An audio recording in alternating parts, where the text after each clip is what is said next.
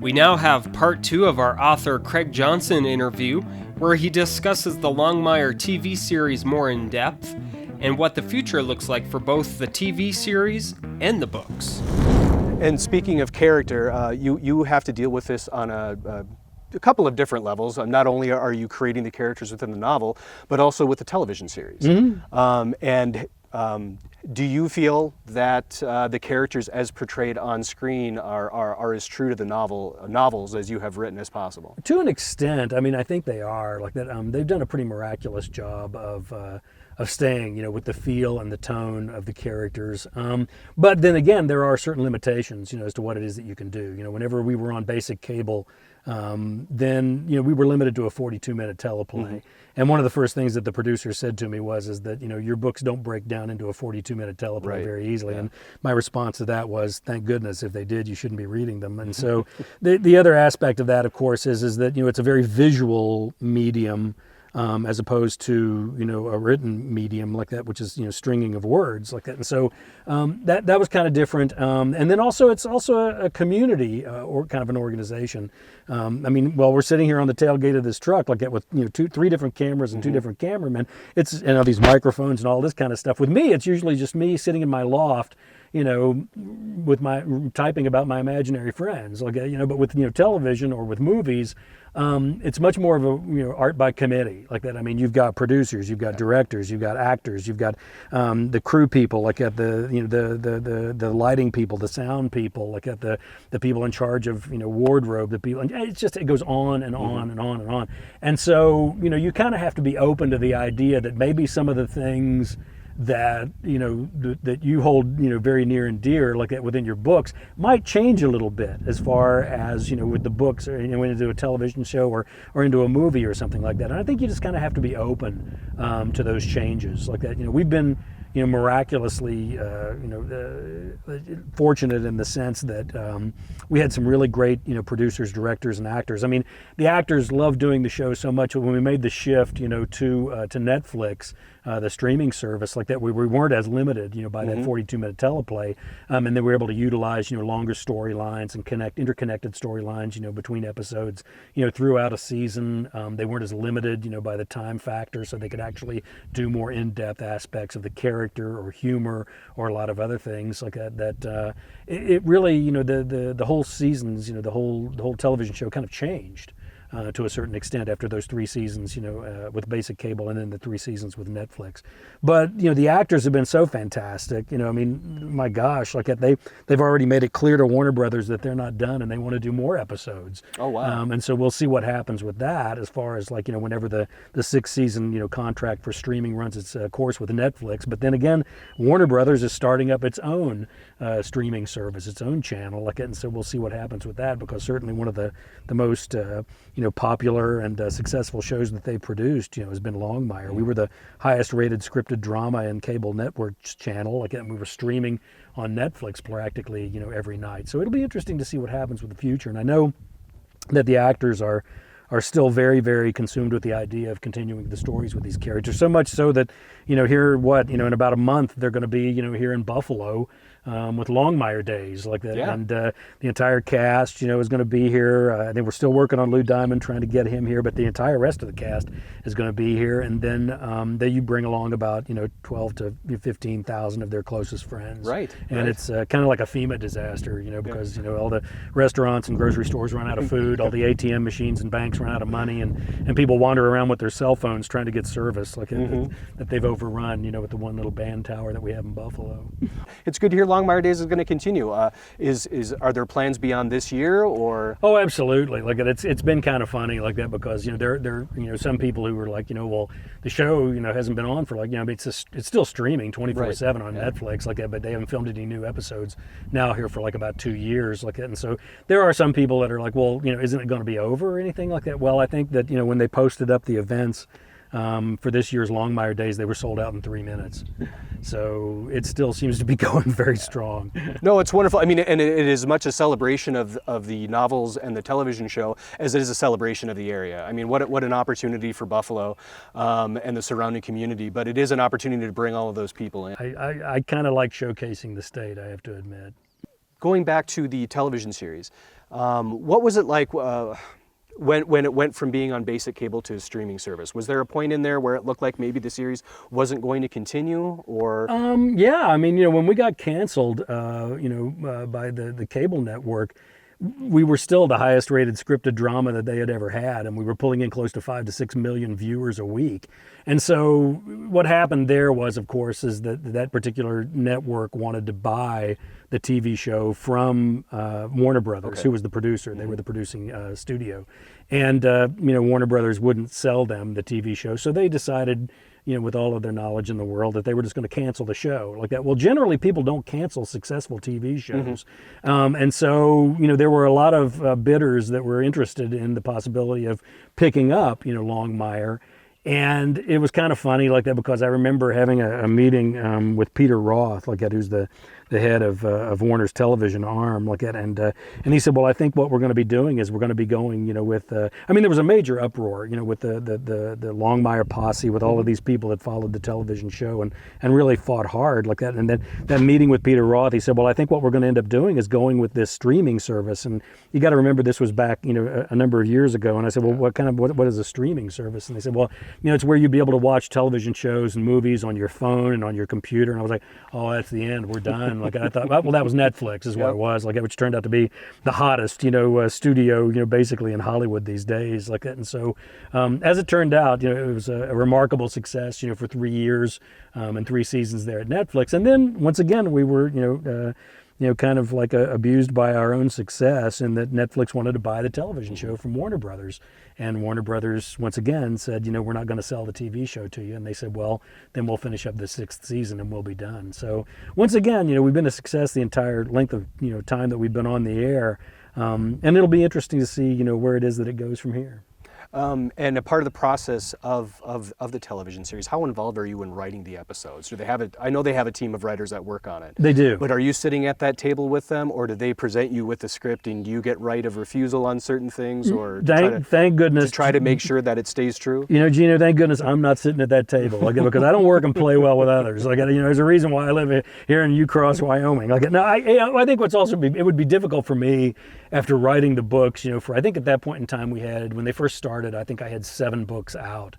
So I'd been working on these characters in this world for like 7 years. And so it would be difficult for me, to allow them, to do all, things that were completely different from what it is that I had in mind like that. But and then to be at that table would mean that I would have to relocate to Los Angeles or someplace like that. And I'm not really willing to do that. I like being a Wyoming author, and I like writing my Wyoming novels like that from Wyoming like that. But what they did do like that was they took bits and pieces from the books like that, and then some other ideas that they had like that to come up with ideas for episodes. And then what they would do is they would have the writers' room where they would sit down, and the group of them like it would come up with the scripts like that and work through them with the producers and directors, and then they would send them to me, and I would go through and give them feedback on everything like that. And as it went on like that, they got more of an idea of what Wyoming was, and where it was and what it was like. I mean, there in those first episodes,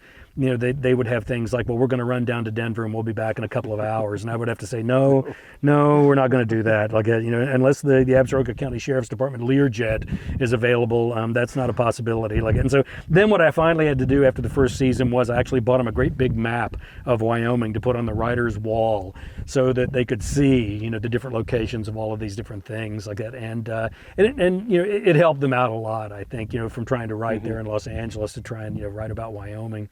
But yeah, it was a kind of a wonderful experience like that, and to have that kind of hands-on kind of response to every single episode as they were being written was kind of outrageous like that, because as a general rule what happens is whenever Hollywood takes either a novelist's ideas for a motion picture or for a television show or something like that, generally they write you a check and then you're out of the picture. You really aren't a part of that, But then I think with Longmire, they had a couple of different choices. They could either hire a bunch of different, specialists to come in and talk about all the different aspects, of sheriffing, of Wyoming, of the Northern Cheyenne, of all these different things, or they could just kind of keep me on as a retainer like that. And so I stayed on as a creative consultant on the show.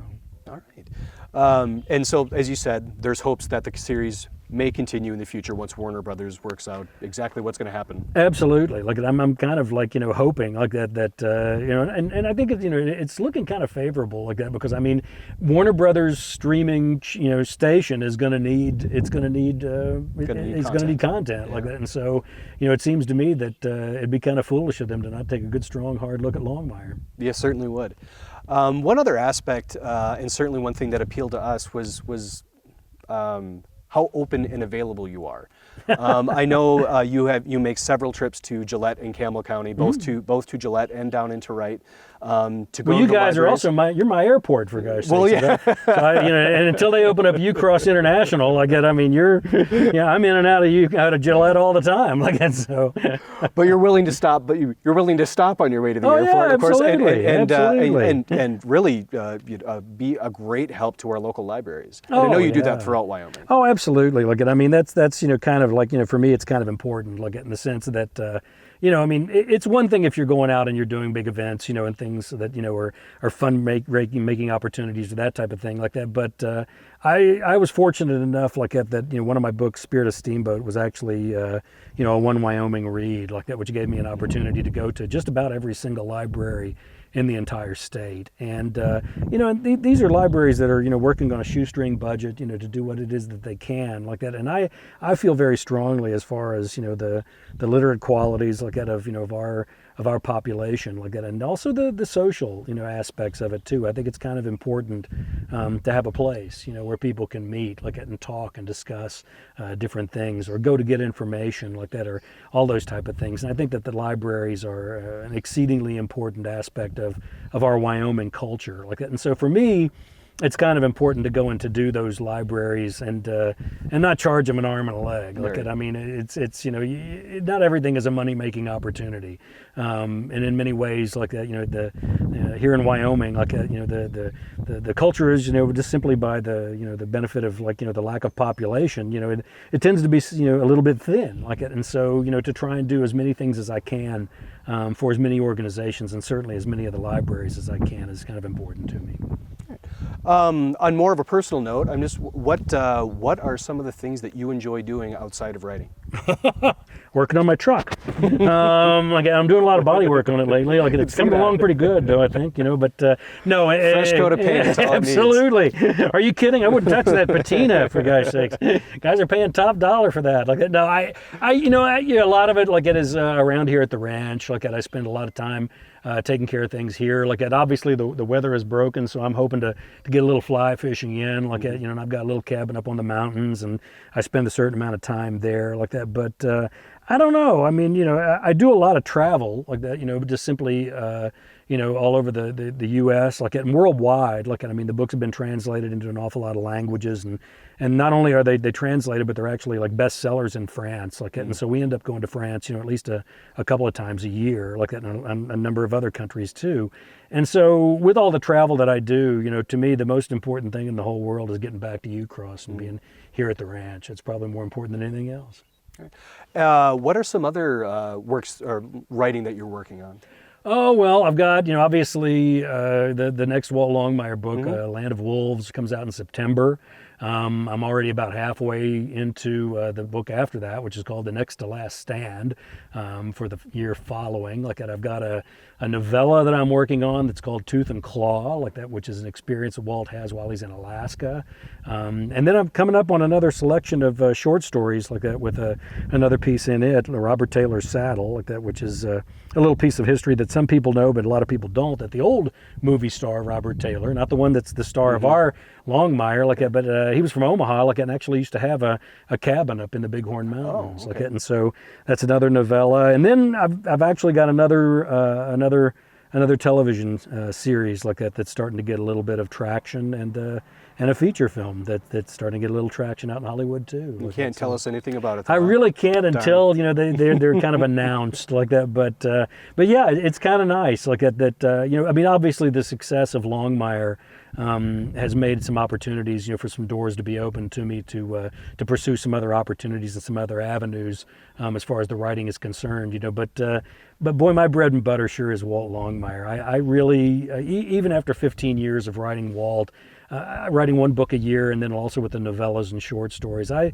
have yet to plumb the depths of that character. I mean, he kind of embodies an awful lot of the aspects of the West that I really really adore like that, and he's an interesting character like that, and I haven't gotten tired of him at all. I imagine that that how I will die will be when I type the end of a Walt Longmire novel, and I'll just slump over the top of the keyboard, and that'll be the end of it. We'll hope that's not for a very long time. I hope so too.